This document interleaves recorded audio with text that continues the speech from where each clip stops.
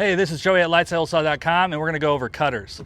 So here we have two of our favorite cutters. This is the Crescent cutter. I left it in its package because this is what it looks like straight at Home Depot.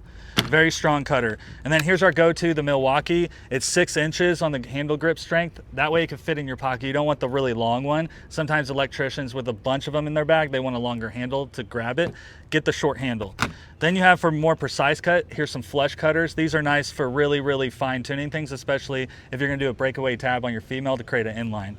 Then there's other forms of cutters. This one has a nut in it, so does this one. Now when you go to cut and you cut something big that it wants to like struggle with, those scissors, they're gonna get misaligned and they're gonna kind of open. Well, when they're really aligned, that's how they're gonna cut really well. So sometimes you can adjust this nut and get it back on track, and sometimes you bend the metal. So just be wearyful of anything with a nut like that.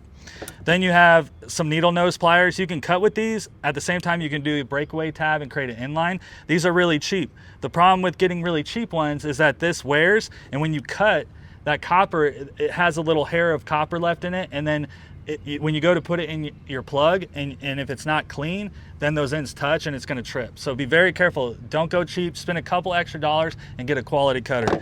Here's some manual strippers. A lot of guys like to start out with these. Same thing is that little notch right there. It's very thin, very cheap. So this is a kind of a multi-purpose manual tool for stripping. Get a good quality cutter. Cutters just for cutting. You don't really need a multi-purpose tool. Then I wanted to show you guys this one. This one is really rough. It needs some WD-40 or some oil up in there to get it loose again. But what I wanted you guys to see is when it's closed, you could see that somebody cut the line when it was hot, and it arced, and it actually notched off a little piece of metal there. So what's happening is when you go to use these, even if it was a good cutter and you went to cut down, if it cuts right there, it's gonna leave some more copper hairs for it to touch and trip. So again, once it's like this, I just throw them away. They're only a couple dollars. In the end, these are our favorite, the Milwaukee 6-inch. Get a pair of these. These ones, if you're gonna have something for just yourself, not your crews or anything like that, these are your own cutters. If you have to buy cutters for a company or something like that, definitely try these ones out. They're very strong and they have a longer tip length.